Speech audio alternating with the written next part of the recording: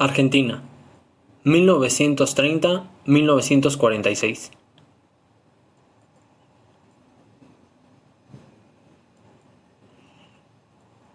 Desde 1916, el gobierno argentino estuvo dirigido por la facción radical, liderada por Hipólito Yrigoyen, quien ostentó dos periodos presidenciales, uno de 1916 a 1922 y otro de 1928 a 1930. Este gobierno mantuvo constantes confrontaciones con los conservadores, quienes criticaban su visión de democracia, la cual relacionaban con demagogia y tiranía. Había una intención clara por parte de estos de derrumbar el gobierno radical, pero no se había tenido la suficiente fuerza para hacerlo hasta la crisis de 1929, la cual afectó por completo al gobierno de Yrigoyen, que no fue capaz de resolver los problemas impulsados por esta. La primera acción llevada a cabo con el fin de detener el impulso de la crisis fue hacer recortes en el gasto público, lo que se manifestaría con despidos masivos del personal de administración pública, puestos que eran ocupados principalmente por los radicales. Esa situación llevó a Yrigoyen a prescindir del apoyo de quien había sostenido su gobierno, detonando así su principal problema, el cual fue manejar la presión a la que tanto radicales como conservadores lo tenían sometido, cada uno con posturas encontradas con respecto a cómo resolver la crisis. La inconformidad social ante el mal manejo de la crisis no hizo más que producir apatía ante el gobierno de Yrigoyen, lo que permitió que funcionara un golpe de Estado sumamente débil, poco organizado y con un apoyo militar nulo, dirigido por José Félix Uriburu, quien se haría con el poder provisional. Desde ese momento se hizo sumamente notoria la división interna de los conservadores, con dos bandos, cuyo único punto en común fue la oposición ante el gobierno de Yrigoyen. La primera facción estaba dirigida por el propio Uriburu, a quien se le había llenado de etiquetas políticas. Se decía que era el representante del fascismo en Argentina y que pretendía imponer un sistema similar al de Mussolini. También se le vio como un personaje sumamente liberal, con una visión democrática ligada a la Revolución Francesa.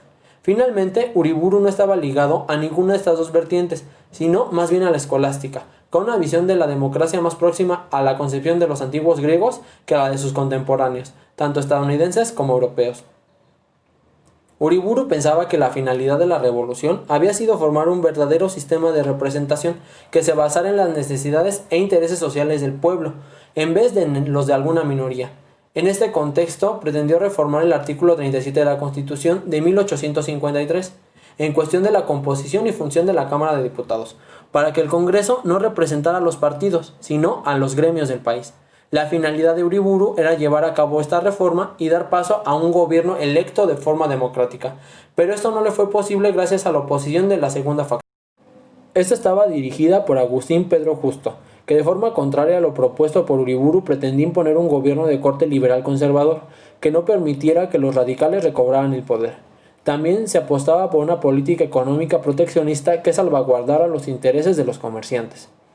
En noviembre de 1931 se convocó a elecciones, las cuales serían ganadas por la coalición representada por Justo, que aglutinaba a tres vertientes políticas. La primera de ellas, los antiguos conservadores o demócratas nacionales, que representaban a la oligarquía regional. La segunda, los radicales antipersonalistas, que era una facción segregada del gobierno de Yrigoyen. Y la tercera, los socialistas independientes, que se habían separado del Partido Socialista en 1927. Esta coalición multipartidaria logró reunir a personas de diferentes ideologías, que de esta forma los conservadores no fueron más que una minoría dentro de tal diversidad. Con la victoria de Justo, que asume la presidencia en 1932, regresaba al poder la oligarquía terrateniente. Además, estas elecciones abrieron paso a una serie de fraudes electorales en todos los niveles de la política nacional. En palabras de los propios conservadores, esta era una medida lamentable que se tenía que tomar con el fin patriótico de evitar que los radicales tomaran el poder. Las relaciones comerciales entre Argentina y Gran Bretaña se vieron en peligro después de la crisis del 29. Esto por el planteamiento británico de impulsar una política económica llamada preferencia imperial, la cual consistía en procurar que la mayoría de sus importaciones provinieran de otras partes del mismo imperio, como Ottawa, Sudáfrica y Australia. Postura que amenazaba claramente las exportaciones argentinas que se concentraban en Gran Bretaña. El llevar a cabo esa práctica acarreaba una serie de complicaciones. Por ejemplo, dichos países no tenían la capacidad de aumentar sus niveles de producción de una forma tan vertiginosa como la demanda británica lo requería. Por otro lado, el imperio veía en riesgo las exportaciones de sus productos a Argentina si este proyecto se consolidaba. En este contexto se opta por hacer un tratado comercial llamado Roca-Runciman, esto por los representantes de cada país, Julio Roca por Argentina y Walter Runciman por Gran Bretaña. De esta forma se establecían acciones específicas que cada país debían cumplir. Gran Bretaña se comprometía a continuar importando la misma cantidad de carne argentina como a inicios de siglo, a acceder a que las empresas de carne argentina mantuvieran el suministro de por lo menos 15% del total que el imperio requiriese, y a no imponer derechos arancelarios a los productos argentinos. Por su parte, Argentina permitiría que las remesas de las compañías británicas pudieran ser pagadas mediante deducciones a sus ganancias de exportación, y a que las empresas británicas situadas en Argentina adquirieran sus insumos del extranjero sin cobro de aranceles. El tratado se renueva en 1936, donde se consensa que los británicos podrían aumentar nuevos impuestos a la carne argentina a cambio de reducir las tarifas de carga a las compañías ferroviarias británicas. Por otro lado, debemos señalar que Gran Bretaña mantenía en Argentina el monopolio del transporte de mercancías a través del ferrocarril y de personas con el tranvía. En este aspecto, el gobierno de Justo impulsó una importación de transporte, como autobuses, automóviles y camiones provenientes de Estados Unidos, además de lanzar un proyecto de construcción de carreteras que claramente afectaría el monopolio británico. Para intentar contrarrestar el impacto, los ingleses propusieron iniciar una corporación de transportes en la cual todos los medios quedarían bajo el mando de los dirigentes de tranvías. Ese era un claro impulso por recuperar el monopolio y eliminar las nuevas formas de transporte. Si bien en la teoría la creación de esta corporación se llevó a cabo por ser un requerimiento para renovar el tratado Roca-Runciman en 1936, en la práctica el gobierno argentino no obligó a sus transportistas a anexarse a tal corporación. La industrialización manufacturera. La recuperación de este sector después de la Gran Depresión se da a mediados de la década de 1930, dejando atrás a los otros sectores y duplicando la tasa de crecimiento que había tenido la agricultura. Los principales productos eran los textiles, los alimentos en conserva y posteriormente los químicos, metales y el cemento, pero se centraba principalmente en los productos de consumo inmediato. Debemos tomar en cuenta los aspectos que se interpusieron en el desarrollo de la industria, principalmente la falta de carbón, hierro y otros productos energéticos. A esto se le sumaba la falta de caminos y la visión que tenían los empresarios nacionales sobre la industrialización, la cual se basaba en la experiencia previa que habían tenido durante la Primera Guerra Mundial, momento en el que se había apostado a las manufacturas y una vez terminada la guerra la industria extranjera ahorcó a las nacionales. Es por eso que la inversión a la industria que se da en la década de 1930 es sumamente precavida, ya que era vista como riesgosa y solo redituable a corto plazo. De la misma forma se contaban con factores que favorecían a la industrialización del país. El primero de ellos era el Tratado Roca-Runciman, que bloqueaba la entrada de textiles japoneses e italianos al país, los cuales eran mucho más económicos y en cambio dejaban los textiles ingleses que eran más caros, lo que beneficiaba a los textiles nacionales que se posicionaban en el mercado a un precio más accesible. También se debe mencionar el abaratamiento de la mano de obra producida por la alta migración interna a las zonas industriales y la adquisición de maquinaria barata de segunda mano proveniente del extranjero. La migración fue un elemento sustancial en este periodo, pero pasó de ser una migración extranjera a interna. Los migrantes abandonaban las zonas rurales que habían quedado relegadas del proceso económico del país para ingresar a las ciudades donde se desarrollaba la industrialización. La principal provincia que recibió una gran cantidad de migrantes fue Buenos Aires, que pasó de tener una población de 1,5 millones en 1914 a 3,4 millones en 1936, hasta llegar a 4,7 millones en 1947. Para 1939, esta provincia mostraba tener la concentración del 60% de las empresas industriales, del 70% de los trabajadores en el mismo rubro y alrededor del 75% de los sueldos. Por otro lado, también nos encontramos con un paralelo abandono de las zonas rurales, donde la caída de la población movilizada ascendió a 185,000 entre 1930 y 1934, pasó a 221.000 entre 1935 y 1939, llegando finalmente a 446.000 entre 1940 y 1944.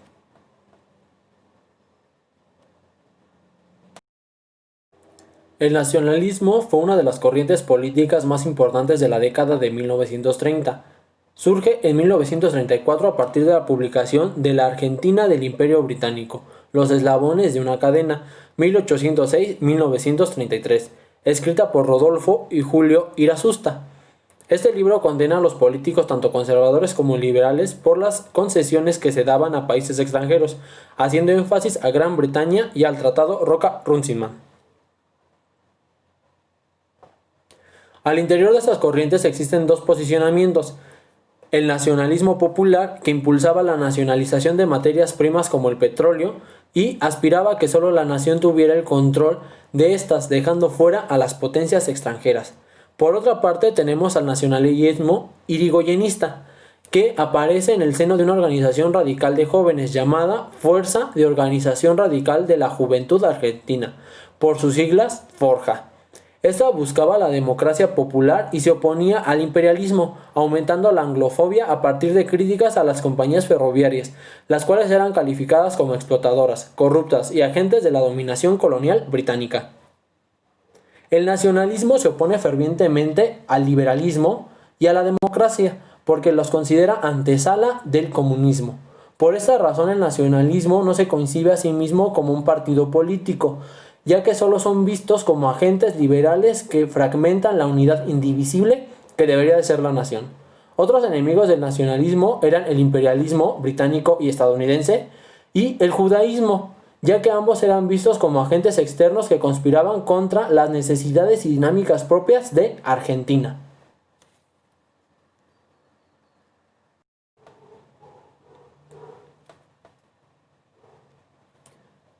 La década de 1940 inicia con la invasión y ocupación alemana a Europa Occidental, hecho al que Gran Bretaña responde con un bloqueo comercial que afecta a todo el continente, pero que además repercute en los países que sostienen relaciones comerciales con la Europa continental, entre ellos Argentina, que se vio aún más afectado que con la crisis de 1929. El impacto del bloqueo se debió principalmente a que gran parte de la exportación argentina se dirigía a Europa del Occidente.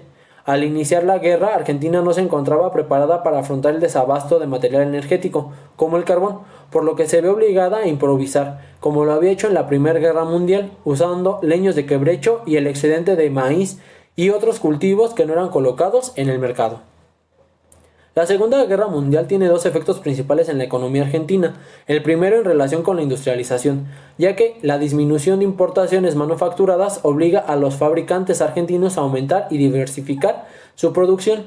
Hay que resaltar que este país mantenía los mismos impedimentos que habían frenado la industrialización desde la década anterior: materiales energéticos, caminos y repuestos para la maquinaria. El segundo aspecto se refiere a la situación rural, la cual engloba a la producción ganadera y agrícola. La primera, al igual que la industrialización, entra en un proceso de auge, porque la demanda que Gran Bretaña hace de carne no disminuye. Por otro lado, los cultivos de trigo y maíz se ven obligados a disminuir, eso porque su principal mercado era Europa Occidental, dejando tres caminos a los agricultores. El primero, cambiar los cultivos tradicionales por forraje, que era utilizado en la alimentación del ganado. El segundo se refiere al abandono del cultivo para iniciar producción ganadera. Y finalmente la migración, en la cual se presentaba ir a las ciudades con el fin de introducirse como obreros. A finales de 1940, el gobierno conservador de Roberto María Ortiz se preocupó por tener un plan de acción para responder ante la crisis que se desencadenaría después de la Segunda Guerra Mundial. Con este fin se desarrolló el Plan de Reactivación Económica, mejor conocida como el Plan Pinedo, ya que su principal ideólogo era Federico Pinedo. Este plan se creó bajo la suposición de que en 1941 las exportaciones caerían aún más de lo que ya habían caído. En este contexto se proponía usar el gasto público y una serie de préstamos internacionales para reactivar la economía en tres aspectos, enlistados en orden de importancia para Pinedo. El primero se centraba en ayudar al sector agrícola, ampliando los planes de financiamiento. El segundo se dirigía al sector industrial, creando un nuevo fondo crediticio, además de establecer tratados de libre comercio con otros países de la región, con el fin de ampliar los mercados para sus manufacturas. En este aspecto, el apoyo iría dirigido a las industrias que impulsaran la economía interna del país mediante el uso de materias primas nacionales. Finalmente, el gobierno se proponía impulsar una serie de obras que dieran trabajo a 2 millones de personas en el sector de la construcción. El impulso a este proyecto se ve frenado por la transición política que se llevaría a cabo en este periodo. El presidente Ortiz se ve obligado por su estado de salud a abandonar la presidencia, lo que derivó en el desmoronamiento de la estructura política que había construido, en la que destacaba la intervención en los gobiernos de las principales provincias. El nuevo mandatario, Ramón Castillo, cedió puestos políticos importantes a la facción ultraconservadora, frenando así la mediación política entre conservadores y radicales que había impulsado su antecesor. Este elemento llevaría al fracaso del Plan Pinedo. En el periodo de guerra, el comercio que se llevaba a cabo con Gran Bretaña llevó a Argentina a un punto de estancamiento. Esto porque se había frenado por completo la única forma en la que el país europeo había podido pagar las mercancías que Argentina exportaba. Esto era con la exportación de mercancías útiles en la industria local, con lo que comenzaba una deuda que ascendería a 714 millones de pesos en 1943. Esta situación generaba una suerte de incertidumbre, ya que el pago dependería del resultado de la guerra, además de que era necesario obtener esa ganancia para continuar impulsando la economía nacional. En el contexto aquí mencionado, tanto Federico Pinedo como Raúl Prebisch intentaron establecer una relación comercial entre la industria nacional y el mercado estadounidense. Esta se convirtió en una misión nada fácil de lograr por las relaciones tan críspidas entre ambos países, situación que se había refrendado durante toda la década de 1930. En ese aspecto, Estados Unidos había impuesto una serie de restricciones como aranceles altos e imposiciones de normas sanitarias a los productos argentinos, lo que afectaba directamente su consumo en el país. Por su parte, Argentina se había opuesto con una férrea resistencia a la intervención estadounidense sobre Sudamérica, la cual se disfrazaba de políticas como la del buen vecino y el movimiento panamericano. El intento de establecer relaciones tuvo un resultado muy escueto, el cual se reflejó en créditos estadounidenses para que Argentina pudiera comprar mercancías norteamericanas o la compra de productos argentinos como leche y vino, que Estados Unidos ya no podía comprar a países europeos, pero que tampoco generaba una gran ganancia para el país latinoamericano. El nuevo gobierno trajo consigo la reestructuración de la burocracia, donde los principales puestos fueron ocupados por un primer grupo de ultraconservadores, posteriormente los nacionalistas, encabezados por el ministro de Relaciones Exteriores Enrique Ruiz Iñazú. Este cambio impulsó una serie de modificaciones en todos los aspectos del país, pero resaltan tres que fueron sustanciales. 1. La soberanía económica, que significaba aumentar el proceso industrializador y nacionalizar las compañías extranjeras. En este aspecto, los nacionalistas abogaban por una industrialización total impulsada por el ejército y por el Estado.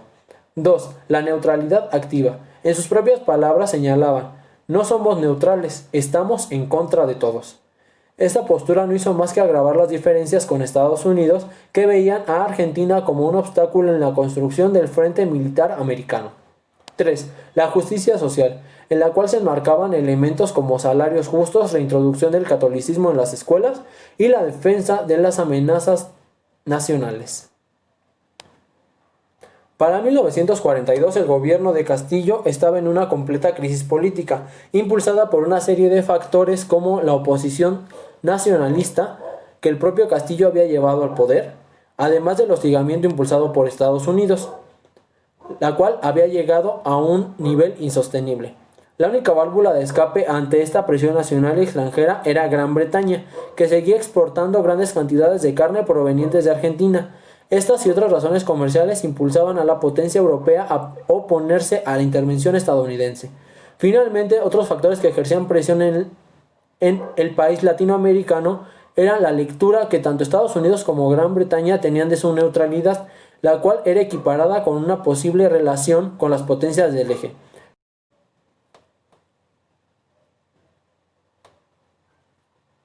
A mediados de 1943, el gobierno de Castillo no pudo resistir la crisis política provocada por la sucesión. Castillo pretendía dejar en el cargo a un conservador llamado Robustiano Patrón Costas, decisión que desencadenaría un golpe de Estado el 4 de junio de 1943, el cual estaba integrado por dos facciones, la nacionalista y la liberal. A la cabeza del golpe y quien se hizo en un primer momento con el cargo fue Arturo Rawson, pero fue depuesto de forma inmediata por disputas en cuanto a la formación de su gabinete. Lo sucedió Pedro Ramírez, quien llenó su gabinete con liberales, que tenían en mente romper relaciones con Alemania para establecerlas con Estados Unidos, y por nacionalistas que señalaban a Estados Unidos como un país hostil y que Argentina debía obrar por cuenta propia. Los liberales pidieron el apoyo norteamericano para enfrentar a los nacionalistas, pero al ser este denegado no les quedó más que abandonar el gobierno de Ramírez, que quedaría completamente compuesto por nacionalistas, lo que dejaba el camino preparado para la subida de Juan Domingo Perón, quien recibiría el apoyo del movimiento de obreros, que sería impulsado a su vez por la promesa de instituir programas de industrialización y reforma social. En el contexto, Perón fue presentado como un paladín de la soberanía económica y de la justicia social, enemigo de la oligarquía, el colonialismo y el comunismo.